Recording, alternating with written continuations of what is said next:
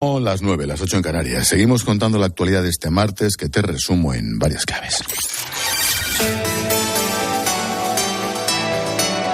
Con Expósito, la última hora en la linterna. COPE, estar informado. Primera, el presidente de Estados Unidos, Joe Biden, y su homólogo chino, Xi Jinping, han hablado por teléfono por primera vez desde hace casi 2 años. Biden le ha trasladado su preocupación por el apoyo chino a Rusia en la guerra de Ucrania y ha subrayado la importancia de mantener la paz y la estabilidad en Taiwán. Segunda, la Unión Europea dice estar preocupada por la ley aprobada en Israel que busca limitar las informaciones sobre la guerra de Gaza del canal qatarí Al Jazeera. En un comunicado, el alto representante de la Unión para Asuntos Exteriores, Borrell, exige que se respete la libertad de prensa a pesar de estar en guerra.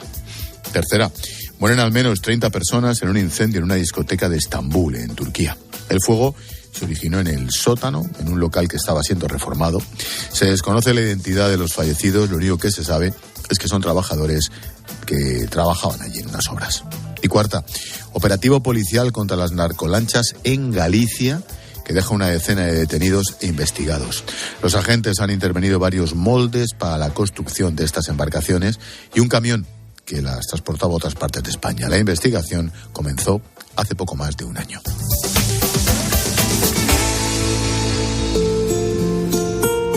Escuchas La Linterna. Con Expósito. COPE, estar informado.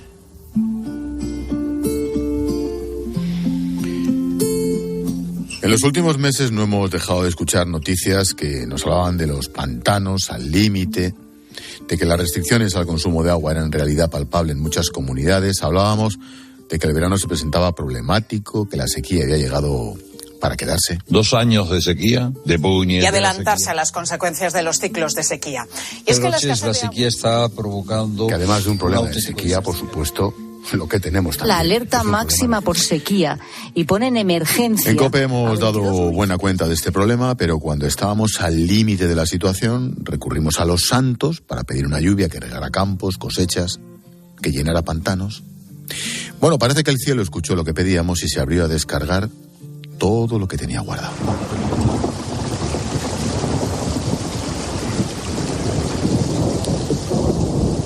Acabamos de dejar atrás la Semana Santa más lluviosa de los últimos años y eso nos ha permitido coger un poco de aire. Bueno, de agua. Aún así, si no continúa lloviendo, te adelanto que en los próximos meses volveremos a oír que la lluvia no ha servido para paliar la sequía. Por eso, hoy en nuestro tema del día analizamos la situación en la que está nuestro país tras esas lluvias y sobre todo nos preguntamos ¿qué hay que hacer para no depender tanto de los caprichos del cielo? La sequía volverá a agravarse y deberíamos estar preparados.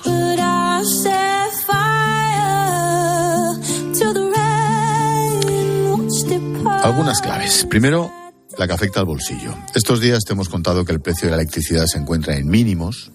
Hoy encender los electrodomésticos es casi gratis, y digo casi porque, en realidad, por los impuestos, la pagamos a unos 2 euros de media. ¿Por qué? Bueno, nuevamente se lo tenemos que agradecer a la lluvia, clave para que las energías renovables funcionen a pleno rendimiento. Segundo, situación de ahora mismo. Bueno, las comunidades más afectadas por la sequía eran Andalucía y Cataluña, así que empecemos por la primera. En Andalucía los embalses han aumentado 10 puntos, los pantanos están casi al 40%, hablamos de una reserva de 4.800 hectómetros cúbicos de los 12.000 de capacidad total. Juanma Moreno Bonilla es el presidente de la Junta. Estamos en condiciones de afirmar que este verano ya no van a ser necesarios traer barcos cargados de agua. El pantano de Sierra Bollera, esto le afecta mucho a ciudadanos que viven en la Sierra Norte de la provincia de Córdoba, que llevan 11 meses con restricciones de agua muy severas, 80.000 personas. Bueno, pues ahora tiene agua para 4 años. En algunos puntos como Sevilla y Córdoba, la cantidad de agua recogida por metro cuadrado ha triplicado un mes de marzo habitual. En Los Pedroches, en Córdoba, más de 80.000 vecinos, los que decía el presidente de la Junta, de 24 municipios, llevaban un año sin beber agua del grifo. Se abastecían con cisternas. Los vecinos salían de casa con garrafas a cuestas en busca de agua para cocinar, beber, lavarse los dientes. Nuestro compañero Fernando de Aro fue testigo de ello en febrero. Buenos días. ¿Cuántas garrafas trae usted para rellenar? 4. ¿Viene todos los días? No, vengo cada 4 o 5 días. ¿Con la garrafa le da? Sí, para la comida y limpiar los platos y esas cosas. Porque ducharse se ducha con el agua del grifo. ¿Sale muy marrón o no? No sale muy marrón, pero claro, no se puede beber, no, ni para lavarse los dientes, ni para nada. El embalse de Sierra Boyera del que se abastecía el pueblo de Añora se secó tras años de dura sequía y hasta ahora. Bartolomé Madrid es vecino y alcalde. Arrancábamos a principios de año con las poquitas lluvias que habían caído, con 6 hectómetros cúbicos, y ahora mismo estamos en una situación con 28, casi 29 hectómetros cúbicos, un 73%, o sea, algo increíble, ¿no? Y esto nos genera muchísima satisfacción y mucha más tranquilidad, ¿no? Después de una situación pues muy crítica, una situación anacrónica en la que llevamos pues prácticamente un año, ¿no? En Cataluña la situación es distinta, básicamente porque estaba peor que Andalucía y no ha mejorado tanto. Los embalses del Ter o del Llobregat, que a diferencia del Ebro son los que abastecen a la gran mayoría de la población, acumulan algo más de 103 hectómetros cúbicos. Están al 16% y han mejorado algo, pero muy poco. La fase de emergencia, que es la que trae consigo restricciones al consumo más severas, se activa cuando las reservas de estos dos ríos disminuyen por debajo de los 100 hectómetros cúbicos. Es decir, Cataluña ha salido de la emergencia, pero aún así la Administración no levantará de inmediato porque no tendría sentido si al cabo de unas semanas sigue sin llover y hay que volver hacia atrás.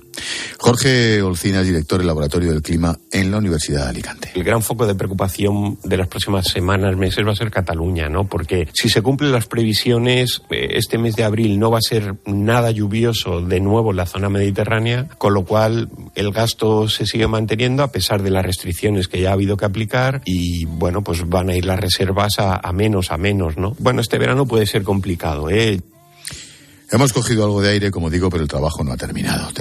Tiene que seguir lloviendo, sobre todo en Cataluña y Andalucía. Luego están Extremadura, Cantabria, Valencia, cuyos embalses rondan el 40%. Ojo a Murcia, que ronda el 26%. Enseguida hablamos de ellos. Pero en el resto las reservas oscilan entre el 60 y hasta el 90%, el reparto de siempre tan irregular.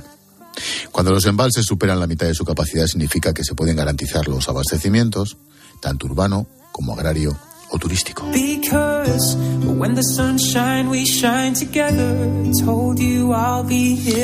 acabo de contar la situación en líneas generales, pero ¿hasta cuándo nos va a durar la lluvia? Bueno, David Escobar es director de iAgua, medio especializado en la gestión hídrica y una de las personas que mejor nos ha explicado siempre que le hemos llamado la situación.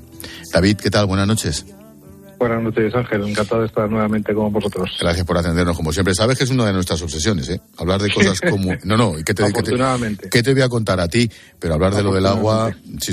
Estamos con tanta política, pero estas cosas sí que nos afectan y no nos queremos dar cuenta. Es capital. Oye, totalmente.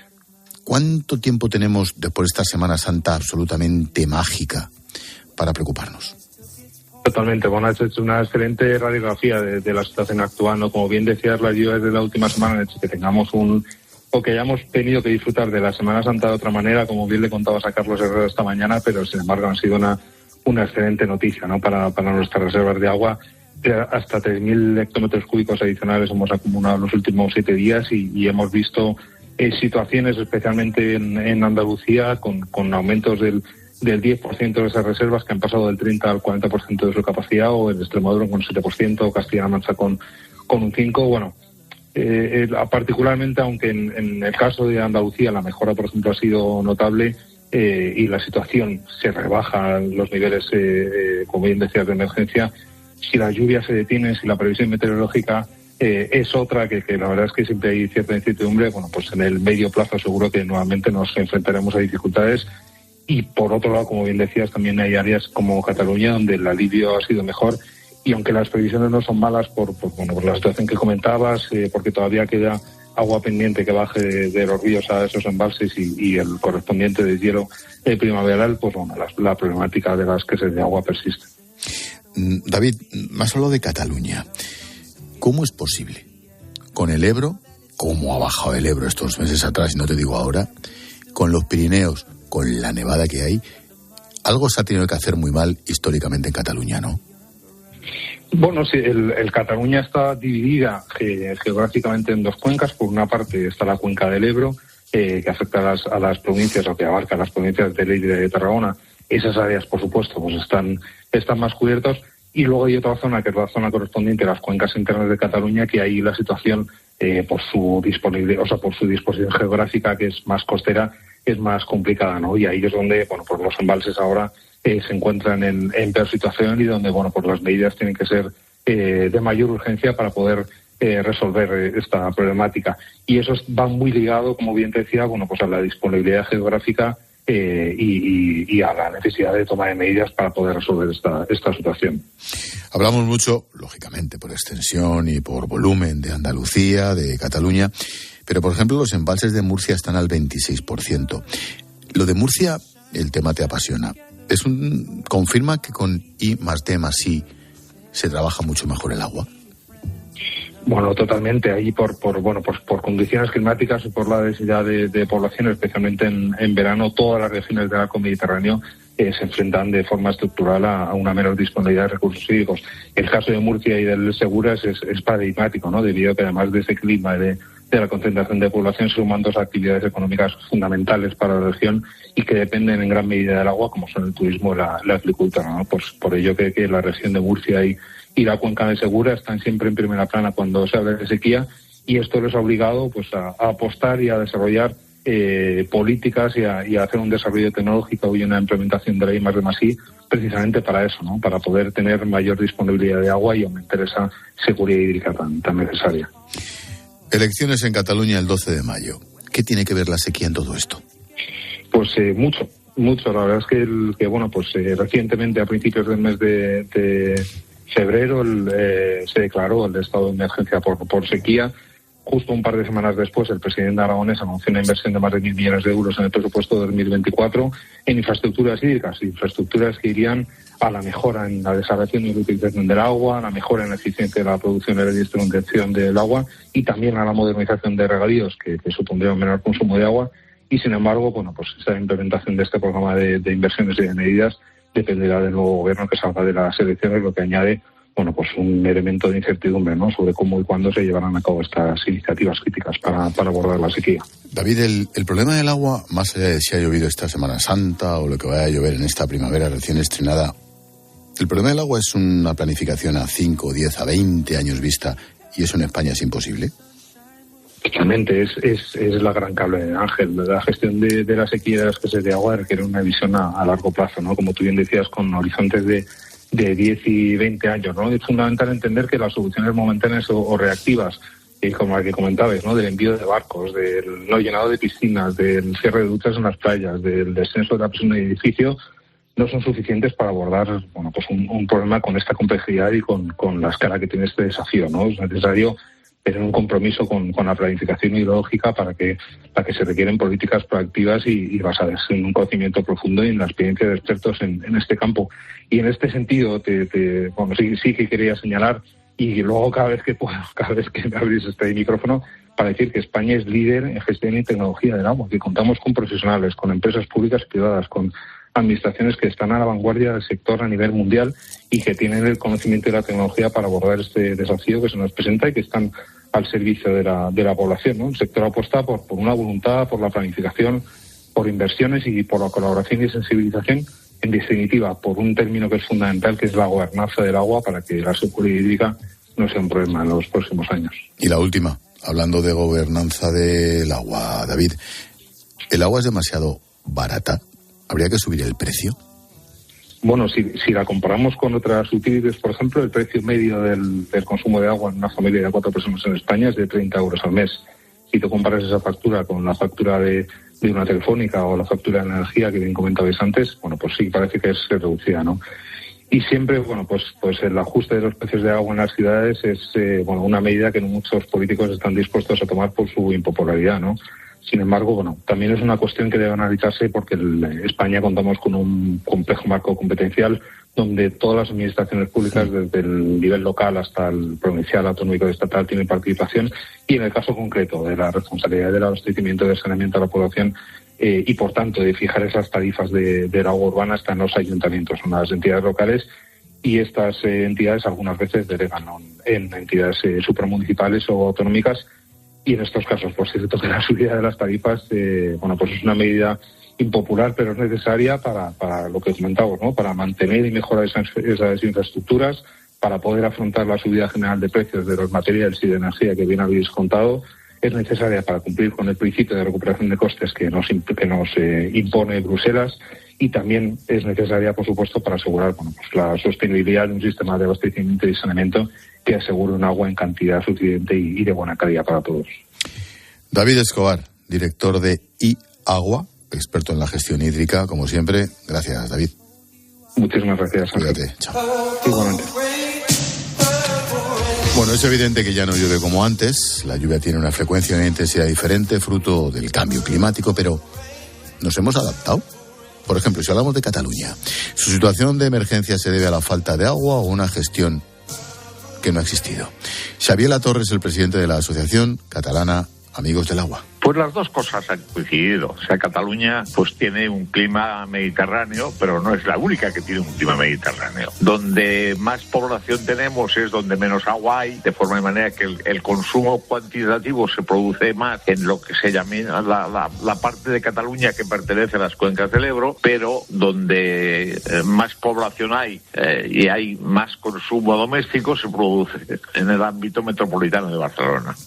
Hay datos que hablan de que en torno al 45% del agua de la lluvia se desaprovecha, y mientras no seamos capaces de reducir ese porcentaje, seguiremos sufriendo crecidas que no se traducen en agua embalsada. Esa falta no solo afecta a las piscinas, al grifo de casa o a las duchas, también salpica la cesta de la compra, porque se producen menos alimentos debido a las restricciones del cultivo. Ya está restringida ahora mismo. En estas situaciones, los canals d'Urgell, que es el regadío más importante que hay en Cataluña, 70.000 hectáreas, pues ha tenido que cerrar durante este verano. Ahora mismo la reducción del consumo agrícola ya es de más del 40%. ¿Qué soluciones hay? Bueno, a largo plazo, inversión en infraestructuras. Las desaladoras podrían ser una buena opción, pero en España, a pesar de contar con 756, muchas apenas funcionan a pleno rendimiento. En Cataluña, solo 2. Además, sirven para paliar la sequía en zonas costeras, pero no en zonas de interior. Nosotros en La Linterna estuvimos en la desaladora de Sagunto, en Valencia, y Jorge López es el jefe de una de las plantas. ¿Y esto no para? Esto es 24 horas. Los 7 días de la semana, sí, ahora es cuando menor producción tenemos, y en verano estaremos en torno al 75-80%.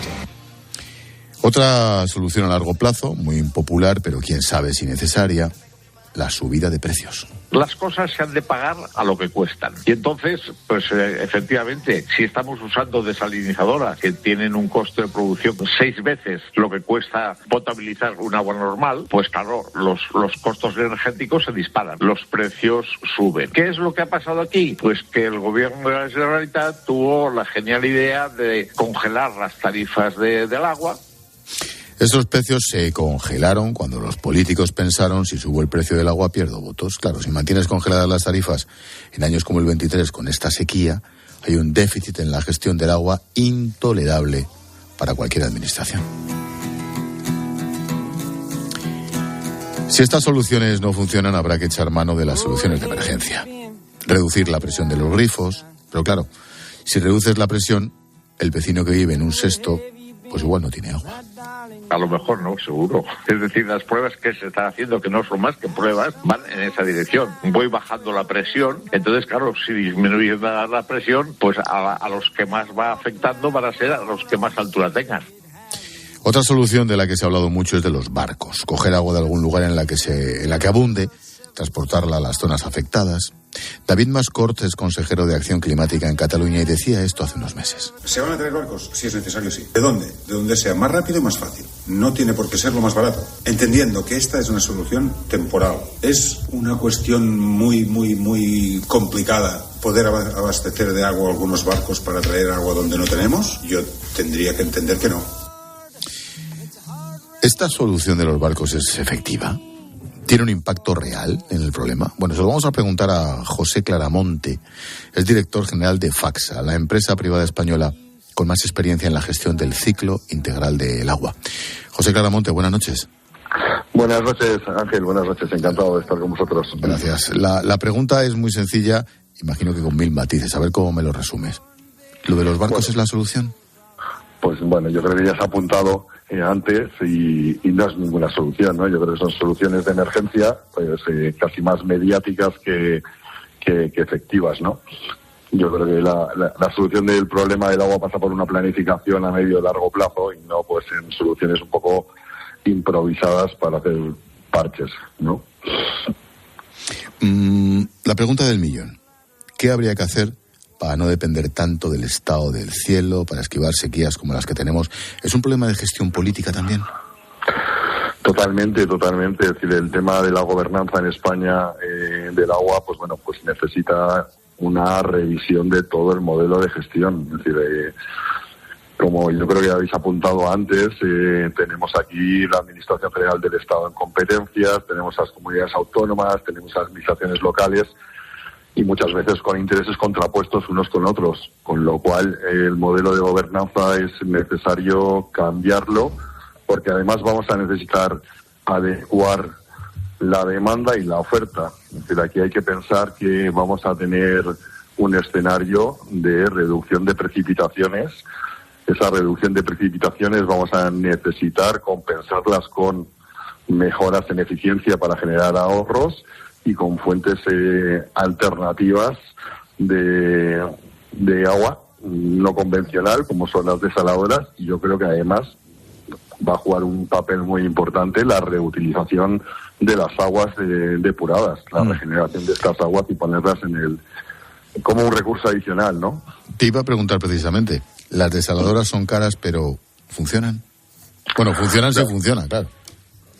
Claro, es que el problema no es solo construir una desaladora, luego hay que hacer toda la interconexión de una red para que llegue al resto de municipios que tiene en el entorno. Muchas veces hemos encontrado instalaciones construidas y que solo tienen la conexión a un municipio y le queda pendiente toda esa red de distribución en alta para poder llegar a otros municipios. Es una solución, es un agua de calidad, igual que podría ser un agua de calidad el tema de la reutilización de las depuradoras. Hoy en día técnicamente podemos alcanzar las calidades casi que deseemos y pues el sector agrícola sería un sector donde este agua podría tener un destino muy factible. ¿Qué opinas, como experto en la cuestión hídrica, qué opinas sobre subir el precio del agua? Bueno, yo creo que aquí en España estamos acostumbrados a no recuperar todos los costes que vienen asociados en la gestión del agua, desde la inversión y la amortización de estas inversiones hasta toda la gestión de la distribución. Es inevitable a medio plazo o a corto plazo incrementos en el precio del agua para poder contemplar toda la renovación que nos hace falta de las infraestructuras que ya tienen pues una media edad de 30-40 años y que si queremos ser eficientes y generar ahorros y no tener pérdidas, pues vamos a tener que renovar todas esas infraestructuras y eso pasa por tener disponibilidad económica y eso viene asociado pues a incrementos de tarifa. Y una última cuestión, José. Si nos comparamos con otros países de Europa, ¿qué puesto ocupamos en relación al agua que aprovechamos? ¿Cómo gestionamos la cosa? Bueno, tenemos ahí una dicotomía, ¿no? de situaciones, ¿no? Parece que los países nórdicos, por lo que hablábamos en tarifas, un país como Dinamarca, el precio medio está en 9 euros metro cúbico y en España estamos en 2 euros metro cúbico. Países que teóricamente tienen más recursos que nosotros. Esa es una de las evidencias. Luego, bueno, pues por la posición geográfica somos un país con un estrés hídrico importante en la Unión Europea. Probablemente no estamos en el tercer país con un estrés hídrico más alto, después de Malta y Bélgica, con lo cual vamos a tener que contemplar el agua como un pilar estratégico en el desarrollo del país y vamos a tener que hacer mucha concienciación para que la ciudadanía se lo crea y que los políticos lo crean también. Claro, es que al final es una cuestión de concienciación social, que eso es lo primero y a partir de ahí vendría todo lo demás. Exacto. José Claramonte, director general de FACSA. Gracias y suerte. Pues muchas gracias. Buenas noches, Ángel. Buenas noches, chao. Buenas noches, José. Bueno, hemos pedido lluvia y ha caído en abundancia. Aunque es cierto que nos hemos quedado sin muchas procesiones, no hacía falta sacar a la Virgen de los templos para poder verla. Igual bastaba con mirar al cielo, pedir que lloviera, y mira, ha llovido. El agua de los últimos días ha sido una bendición, pero está claro que el problema seguirá. Y España tiene que estar preparada a nivel de infraestructuras para afrontarlo.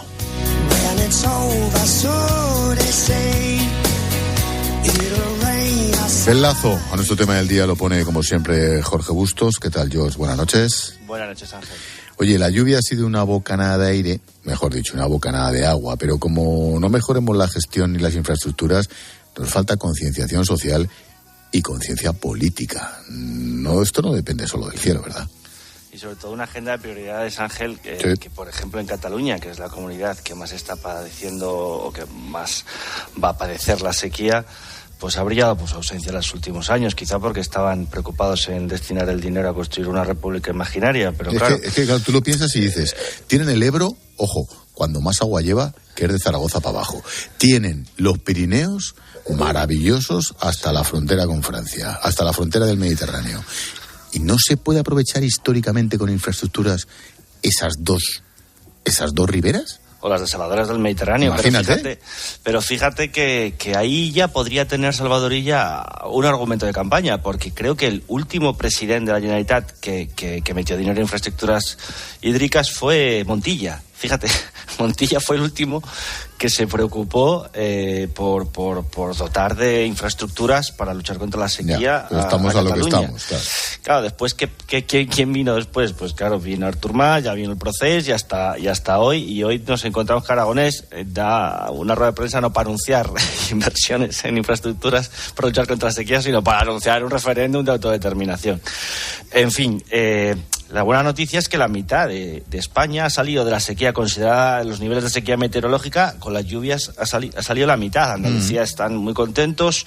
Juanma Moreno ha salido ya a decir que no habrá, ya puede asegurar que no habrá restricciones que estaban previstas, pero que no por ello se van a relajar. Llevan invirtiendo desde hace tiempo en mejorar las infraestructuras y la situación, con embalses al 40%, celebrar que los embalses están al 40% da una idea de cómo estaban antes de estas lluvias, ¿no? Pero no son ni mucho menos como para relajarse. Es decir, ha habido un subidón, pero no puede, un Estado moderno no puede estar dependiendo de mirar al cielo a ver si cae o no cae.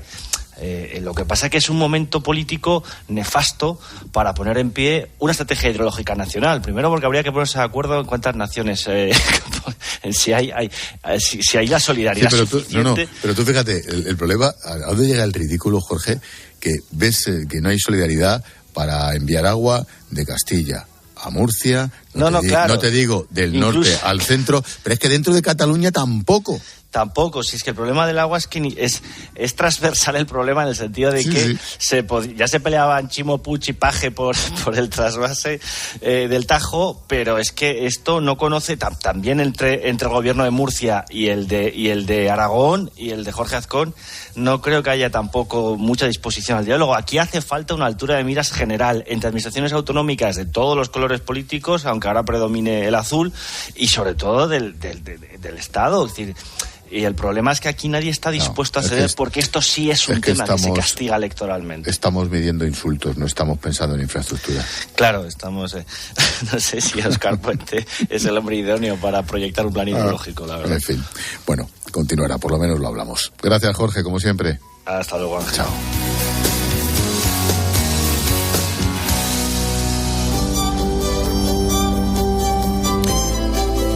¿Sabes que en Santo Toribio de Liébana, en Cantabria, se custodia el trocito más grande de la cruz de Cristo?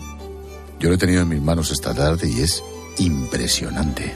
Bueno, hoy en La Linterna nos hemos trasladado hasta su monasterio para disfrutar de los últimos días del Año Santo Jubilar Extraordinario, del Año Santo Lebaniego, antes de su clausura. Recuerda, el camino continúa. Acompáñanos y descubre con nosotros la historia de este camino aquí, en La Linterna. Estás escuchando La Linterna de COPE. Y recuerda que si entras en cope.es, también puedes llevar en tu móvil las mejores historias y el mejor análisis con Ángel Expósito.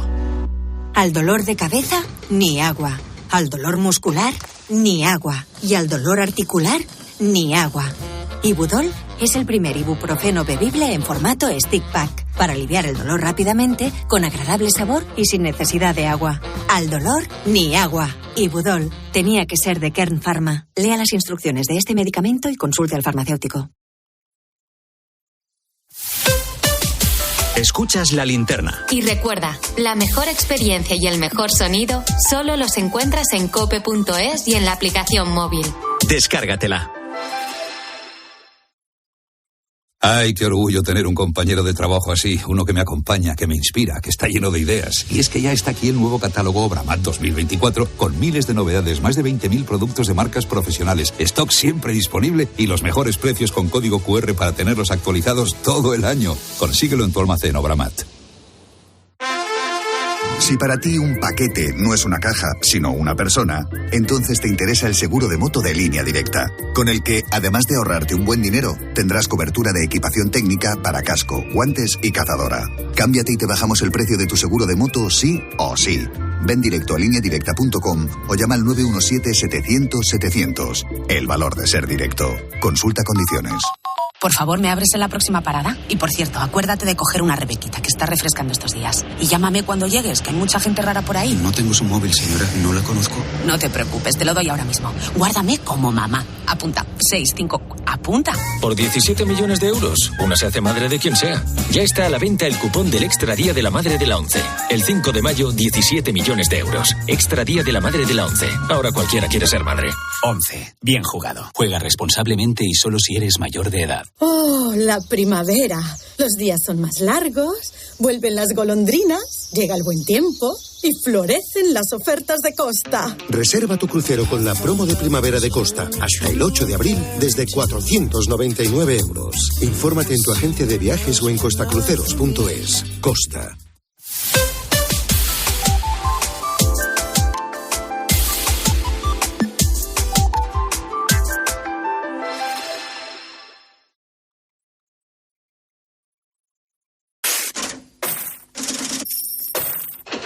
Expósito.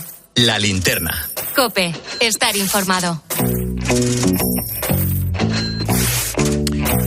Entramos en clase de economía. Hoy hemos conocido los datos del paro de marzo. Las contrataciones de Semana Santa han ayudado a que el número de parados en las oficinas del SEPE hayan caído en 33.000 personas respecto a febrero.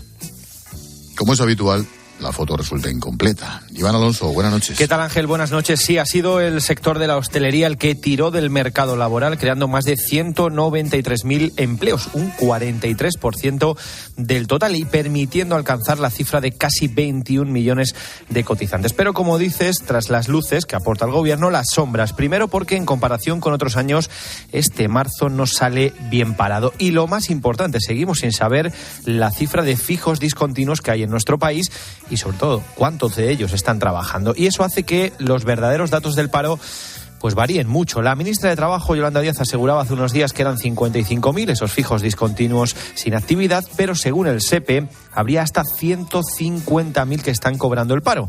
O sea que algo no cuadra. Hoy el secretario de Estado, Joaquín Pérez Rey, defendía a Yolanda Díaz. Es una comparación pues que no es asumible, ¿no? Que mezcla de alguna manera churras con merinas. La fuente más fiable de analizar el mercado de trabajo español es la encuesta de población activa. No los datos oficiales, tiene narices. Bueno, si miramos en términos desestacionalizados, que es otro truco del almendruco, el paro crece en marzo, Iván. Sí, es precisamente por eso mismo, por los fijos discontinuos. La activación del turismo ha provocado, pues que no es que estén trabajando personas en paro, sino que estaban con un contrato de este tipo, fijo discontinuo, y han sido activados. Lo explicaba aquí en Herrera, en COPE, Valentín Bote, director de Randstad Research. Que la activación del turismo lo que ha provocado no es que haya personas que estaban en paro y ahora están trabajando en la actividad de hostelería, sino que eran personas que estaban con un contrato fijo discontinuo en situación de inactividad y ahora pues han sido activados.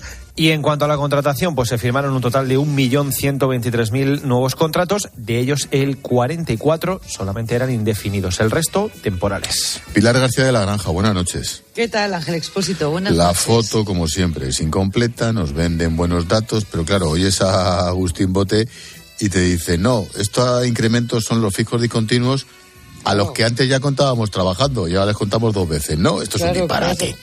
Incluso algunos de ellos estaban cobrando el paro con un contrato, ¿no? Es pasmoso, ¿no? Es verdad que a partir de Semana Santa, Ángel, en España se crea muchísimo empleo, sí, claro, sobre todo en servicios, ¿no? Y en el sector turismo, aunque no es menos cierto que en el mes de marzo se ha creado empleos en todos los sectores, ¿no? Pero es que lo explicaba muy bien Bote y no hay nada más que añadir.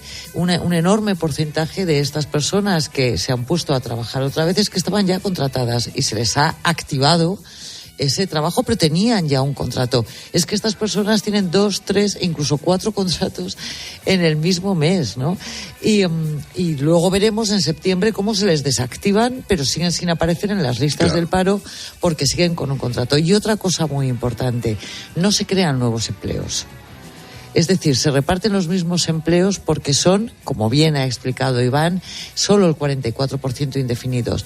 Es decir, más de un 60% son temporales por horas. Uh-huh.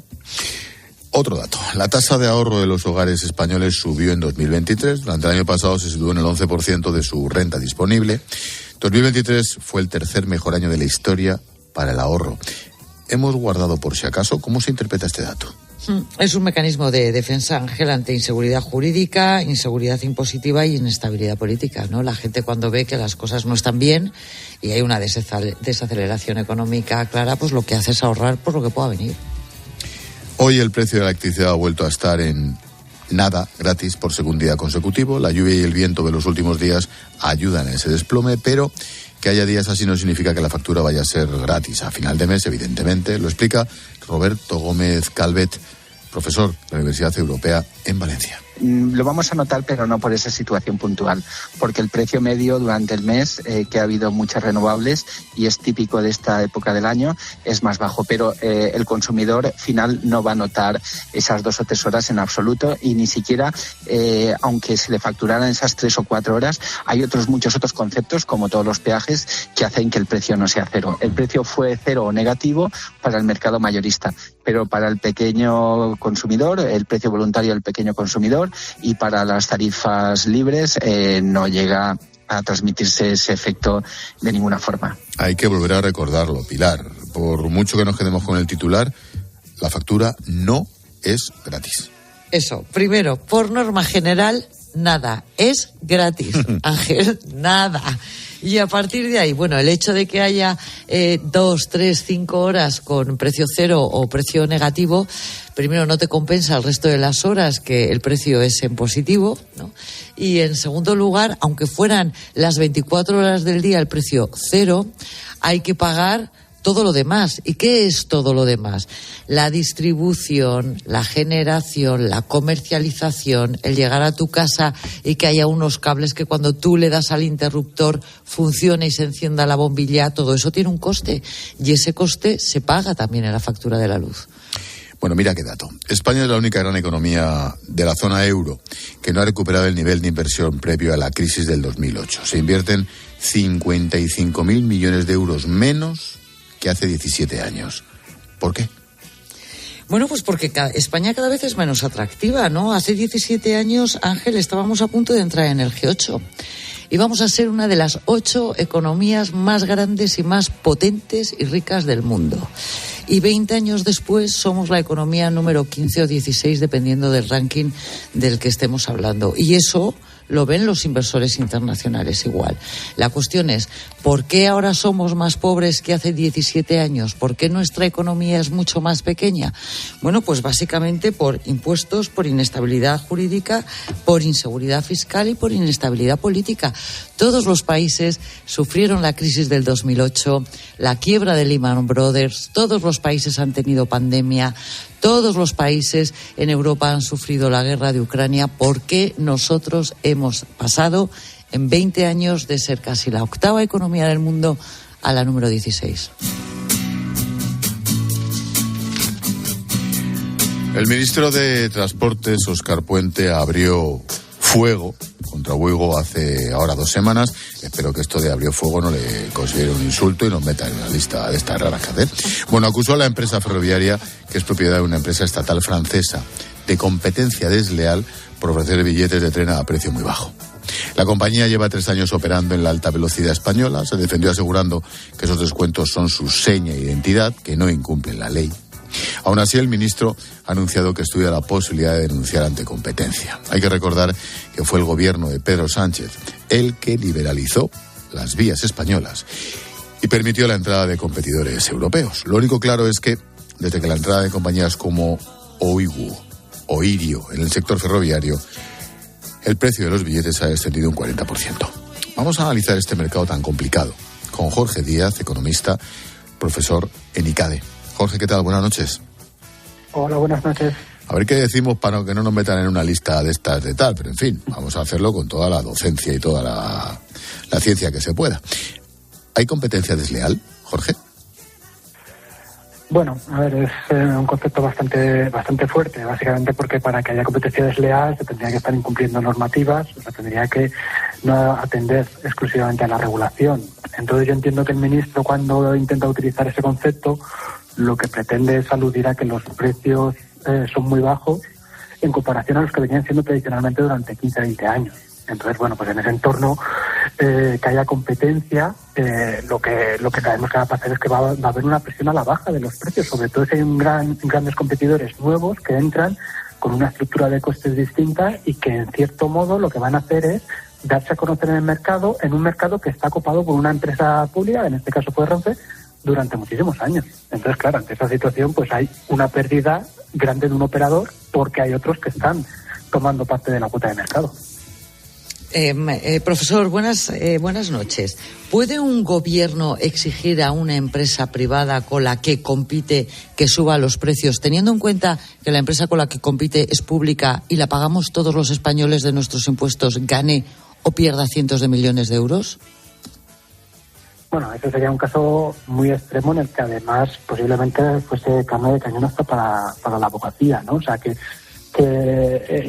señalizar directamente a una empresa para marcar los precios que ésta tiene que tener, pues sería un caso de violar ciertas regulaciones. Fuera ya de ahí, es verdad que a lo mejor un gobierno puede emitir cierta regulación con la que establezca precios mínimos. Pero claro, en esta situación el gobierno tendría que justificar claramente por qué quiere unos precios mínimos en un servicio que en última instancia está beneficiando al consumidor, en este caso al cliente, del uso del tren del tren. ¿Qué es, desde el punto de vista de teoría económica, qué es el dumping que denuncia el gobierno? Claro, o sea, dumping sería básicamente estar emitiendo un precio de billete por debajo de su coste de producción. ¿Vale?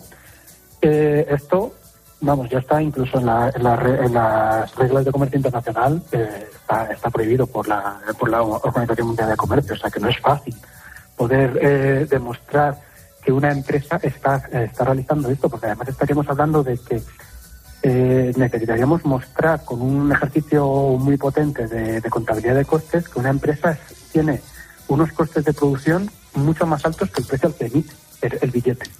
Y eso supondría, pues como digo, un ejercicio muy meticuloso y muy difícil para poder mostrar, y en el que en cualquier caso hay que ser cautos a la hora de emitir un veredicto así sobre una empresa, sobre un competidor directo. Estas empresas en sus páginas web se definen como operadores de trenes de larga distancia a bajo coste, que es como si hablamos de aerolíneas de bajo coste, ¿no? Por ejemplo. Entonces, la pregunta es, ¿por qué sí que puede haber aerolíneas de bajo coste y no puede haber trenes de bajo coste? Bueno, puede haberlos. Otra cosa es, bueno, pues que eso genere una modificación de la estructura del mercado, en el que en este caso el problema también un poco de raíz viene porque Renfe, al ser la empresa pública tradicional y asentada en el sector, ha tenido que dar servicio a muchas líneas que potencialmente no son rentables, mientras que los nuevos operadores no tienen esa necesidad de cubrir ciertas líneas de trenes o entre ciertos puntos de España, y ellas se pueden centrar en aquellas líneas, pues Madrid-Barcelona, etcétera, que son potencialmente más rentables. Entonces, claro, esa desigualdad en la estructura de costes que enfrenta una empresa, en este caso Renfe, frente a otras, es la que genera el punto de tensión. Pero vamos, en cualquier caso, pueden existir operadores de menor coste, claro. ¿Va a terminar afectando esto a los usuarios, esta guerra entre el ministro y Ouigo? Lo digo porque para cualquier empresa, seamos sinceros, que el gobierno te ponga enfrente es muy complicado de gestionar. Bueno, a la vez también puede verse como un ejercicio de publicidad indirecta, ¿no? Pero bueno, es verdad que puede generarse cierto ruido, pero por allá de ahí, mientras no exista regulación que surja como consecuencia de este conflicto, bueno, pues en principio pues los clientes que quieran seguir utilizando el tren, pues potencialmente recurrirán a aquel que le ofrezca a menor coste un servicio que sea en igualdad de condiciones, ¿no? Uh-huh. Y una empresa como estas, que ahora mismo están registrando pérdidas, ¿cómo se pueden hacer rentables trabajando a pérdidas? ¿O la estrategia es otra? Bueno, la estrategia, que en eso Ouigo ha sido clara, tiene una estrategia de medio plazo, de 10 años, de implantarse en España en 10 años. Entonces eso implica elevados costes en el corto plazo, básicamente porque tienes que llevar a cabo fuertes inversiones que tienes que contabilizar como parte de tu cuenta de resultados. Pero a la vez también es que venimos de un entorno en el que ha habido un encarecimiento del precio energético. Entonces eso redunda en pérdidas que van mucho más allá de si el precio no es suficiente para cubrir el coste. Es decir, que el entorno coyuntural está haciendo pues que tanto Renfe como estas operadoras privadas tengan encarecimiento de costes que vienen por efectos, digamos, un poco exógenos o un poco diferentes de cómo es la operación de estas entidades. Entonces, fuera ya de ahí, una empresa privada realmente lo va a tener muy complicado. Si realmente hubiera un proceso de competencia desleal o de vender a precios más bajos de coste, para hacerlo en un mercado en el que hay una empresa pública, realmente ese operador privado lo tendría muy difícil para subsistir en el largo plazo. Básicamente porque el operador público, en este caso Renfe, podría seguir manteniendo esa estructura de costes basada en pérdidas muchísimo más tiempo que el operador privado. Bueno, pues estaremos muy atentos, nos jugamos mucho en ello. Jorge Díaz, economista, profesor en ICADE. Gracias por la clase. Muchísimas gracias. Adiós. Hasta luego. Oye, ¿tú sabes qué es lo peor de la lista esa que ha publicado, no? La lista de supuestos insultos de Óscar Puente, sí. que no estamos. Que se le ha encargado a su equipo. Y yo digo, claro. ¿Y eso en qué beneficia a los ciudadanos? Da lo mismo. Que es a los que tiene que trabajar. Da lo mismo, es progresista y reformista y a tragar.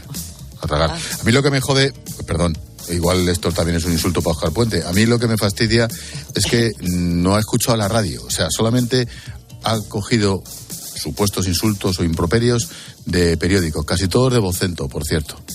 Pero oye, yo sé, que a la radio, que igual le decimos algún cariño y hace una lista de amor, a lo mejor hacia Óscar Puente, oye, nunca sabes, ¿no? En fin, cómo están las cabezas. Oye, desde hace algún tiempo se viene hablando de una nueva informática, denominada computación cuántica. Parece que de llegar a ser una realidad industrial supondrá una verdadera revolución del nivel de la inteligencia artificial. ¿Qué es esto de la informática cuántica? ¿Qué ventajas y qué inconvenientes puede traer? ¿En qué estado de desarrollo se encuentra? A ver si lo conseguimos entender. Como cada martes hablamos de tecnología. Lo hacemos con nuestro consultor de cabecera, Mario Yáñez. ¿Qué tal, Mario? Buenas noches. ¿Qué hay, Ángel? Buenas noches. Oye, a ver si me explicas y que yo lo entienda de una forma más o menos sencilla. Los ordenadores actuales se basan en que todo lo convierten en unos y en ceros, ¿no?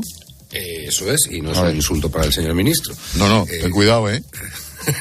Bueno, vamos a decir muchas cosas raras. Venga. Pero bueno, efectivamente, como dices, toda la información que maneja un ordenador se convierten en unos y ceros para poder ser manejada o procesada, ¿no? Y esta mínima unidad de almacenamiento, ese 1 o ese 0, es lo que se llama un bit, ese famoso bit, ¿no? Y que solo puede tener un valor en un momento dado, o 0 o 1, ¿no?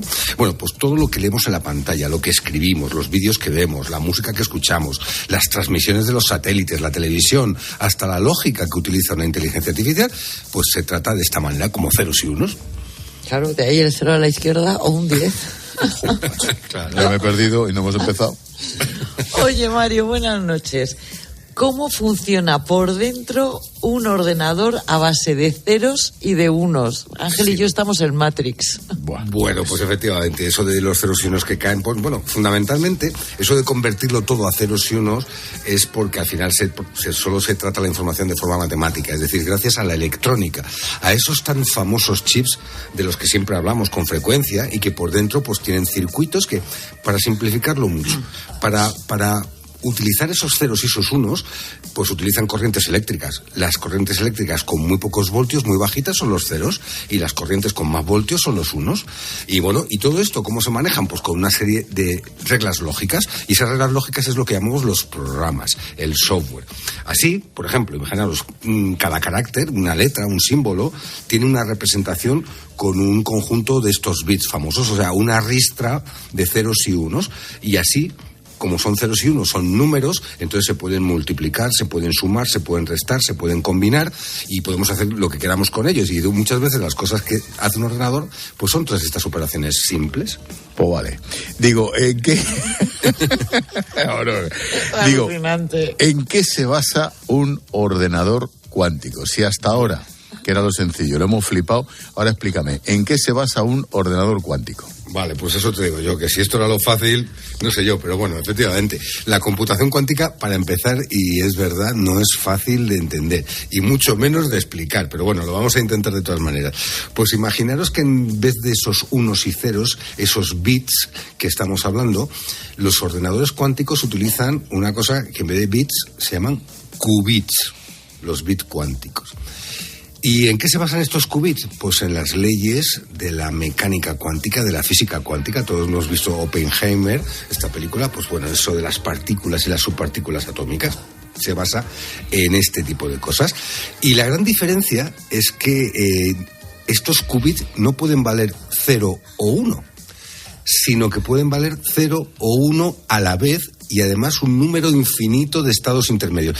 Para no liarnos, le voy a explicar de una forma muy sencilla. Esto es como un gin tonic. Vamos a ver, no hay otra comparación, tío. Estas cosas no se juega con esto. Pues te puedes creer que es una comparación que se utiliza mucho en informática para intentar explicarlo. Pues fíjate, un gin tonic tiene dos componentes, como el 0 y el 1, pues tiene ginebra y tónica. Bien, bueno, pues hay infinitas posibilidades de poder hacer la mezcla, ¿no? De que tenga más tónica o menos tónica en cantidades diferentes. Bueno, pues esto es lo mismo. El qubit puede tener todas las posibilidades de más, menos de una cosa o de otra, más de 0 o menos de 1, y las puede tener además todas a la vez.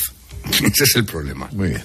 Fantástico. Oye, y si tiene todas las combinaciones posibles a la vez, ¿no sería posible mantener la información sin que se mezcle o se pierda? Exactamente, no sé lo que te he preguntado. Bueno, pues sí, que como lo tiene todas a la vez, parece que tiene todas y ninguna, ¿no? Entonces, lo que pasa es que, vamos a poner otro ejemplo, a intentar explicarlo. Imaginaros una moneda que la tiras al aire. Pues cuando tiras la moneda al aire y cae, pues cae o de cara o de cruz, o sea, un 0 o un 1, por ejemplo. Eso sería un bit. Bueno, pues un qubit o un bit cuántico, imaginaros que es que la moneda la tiramos al aire y siempre se queda en el aire dando vueltas. O sea, siempre es cara o cruz, nunca se sabe. ¿Y cuándo toma uno de los dos valores? Cuando cae. Es decir, y eso ocurre cuando lo miramos, cuando la medimos el lanzamiento, pues esto es lo mismo. O sea, es decir, cuando la moneda está arriba tiene todas las posibilidades abiertas y cuando cae, evidentemente, se queda solo con un valor o cara o cruz. Oye, ¿cómo de potentes, trasladándolo a la práctica, serían estos ordenadores? Bueno, lo cierto es que estos ordenadores ofrecen un potencial, casi diría, ilimitado, o como mucho los mismos límites que tengan, sinceramente, las leyes del universo, ¿no? En un ordenador clásico, pues imaginaros, cada vez que añadimos más bits, pues su potencia crece de una forma lineal. En cambio, en uno cuántico crece de forma exponencial. Imaginaros un ordenador que tuviera 300 qubits de estos que hablamos, ¿no? Pues fijaros, podría manejar trillones de datos, o sea, como algo así como un 2 y 90 ceros detrás, o sea, impensable la cifra. Y sería millones de veces más rápido que cualquiera de los ordenadores más grandes que existen ahora. Mira, como esto que nos acabas de explicar se nos ha quedado corto, porque Ángel y yo dominamos la cosa, esta. Mira lo que dice el doctor de física teórica y profesor de la Universidad de Princeton, Michio Kaku. Michio, el colega Michi. Sí, hombre, a ver. La pregunta es quién está involucrado en esta carrera para perfeccionar las computadoras cuánticas y la respuesta es que todos. También cualquiera que esté interesado en la seguridad está interesado en las computadoras cuánticas porque pueden descifrar casi cualquier código basado en tecnología digital. Por eso el FBI, la CIA y todos los gobiernos nacionales están siguiendo esto muy de cerca. Bueno, es que ahí, Ángel, yo creo que al margen de entrar en los principios físicos de cómo funciona, ya le vamos viendo un poco la utilidad, ¿no? Estos grandes superordenadores cuánticos pues podrían, por ejemplo, desentrañar o reproducir el Big Bang de la creación del universo en cuestión de horas. Ahora nos costaría tener un ordenador miles de millones de años funcionando para calcularlo. Pues imaginar eso hacerlo en horas. Y lo mismo pasaría con los modelos climáticos o encontrar la cura para cualquier enfermedad como el cáncer o para cada persona encontrar un medicamento en cuestión de horas o de minutos. O sea, imaginaros desarrollar medicamentos, alimentos o desarrollar nuevas moléculas o fuentes de energía en cuestión de minutos, ¿no? Y bueno, hay cosas que sabemos hacer ahora mismo teóricamente las sabemos hacer, pero no disponemos de los medios. O sea, como os digo, tendremos que estar miles de años calculando para conseguirlo. Pues bueno, la computación cuántica puede ser la respuesta, ¿no? Oye, ¿y los malos, los piratas, los hackers, cómo van a jugar en esto? Pues ahí realmente hay un riesgo importante, efectivamente, Ángel. Yo creo que este tipo de ordenadores podría acabar con la criptografía, es decir, con las contraseñas y con las claves, por muy complicadas que las pusiéramos. Voy a poner un ejemplo muy sencillo. Si ponemos una clave de 15 caracteres de larga y que tenga de todo, ¿no? Que tenga números, que tenga mayúsculas, minúsculas, algún símbolo, etcétera. Bueno, pues un ordenador de hoy tardaría más de 1.000 millones de años en descifrarla, en descubrir esa clave, probando todas las combinaciones posibles. Bueno, pues un ordenador cuántico daría con la clave y sacaría la información de todo nuestro disco en cuestión de segundos. O sea, imaginaos 1.000 millones de años contra algunos segundos. Bueno, pues ahí yo creo que vemos el riesgo que puede tener si los malos se hacen con este tipo de tecnología. Y la última, Pilar. Sí, hombre, que no solo el 0 y el 1 cuánticos nos van a poder curar un cáncer, es que también estos ordenadores son más sostenibles, Ángel. Eso sí que es cierto, fijaros, la carrera que llevamos de fabricación de chips de cada vez más es que es insostenible. No tenemos suficientes materias primas, no tenemos energía eléctrica para dar de comer a tantos ordenadores que estamos encendiendo, por ejemplo, para entrenar inteligencias artificiales. O cambiamos de tecnología o la carrera que llevamos de consumo y de creación de tecnología sería insostenible. De nuevo, la computación cuántica podría ser una solución en un futuro. Veremos. Como cada martes, tecnología en la linterna con Mario Yáñez. Gracias, Mario. Buenas noches, Ángel. Cuídate. Un besito. Gracias. Un beso, Pilar. Chao. Pilarín, mañana más. Adiós. Hasta mañana, Ángel. Chao, chao. Escuchas La Linterna. Con Expósito. COPE. Estar informado.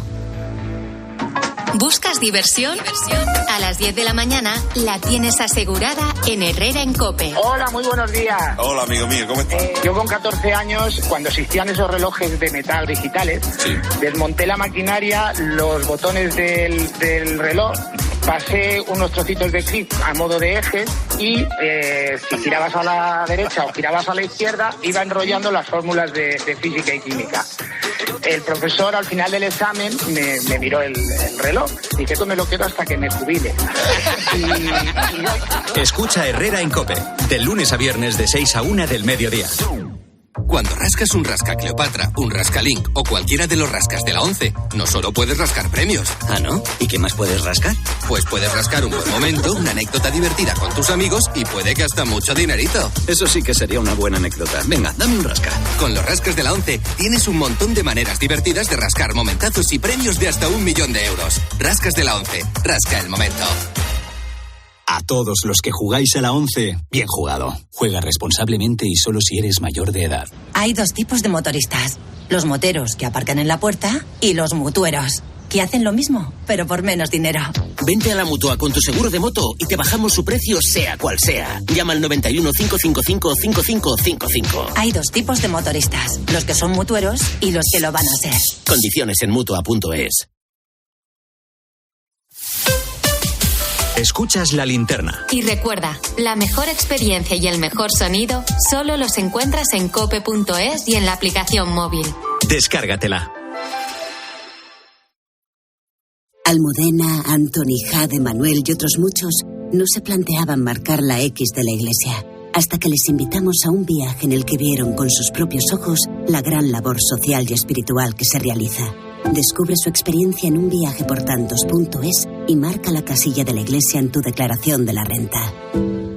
Que te asesoren para ahorrar energía es formidable. Visita tu punto de venta Endesa más cercano y nuestros profesionales te ayudarán a ahorrar en tus facturas de energía. Porque todo Endesa es formidable. Pide tu cita online o encuentra tu punto de venta más cercano en la web tupuntoendesa.es.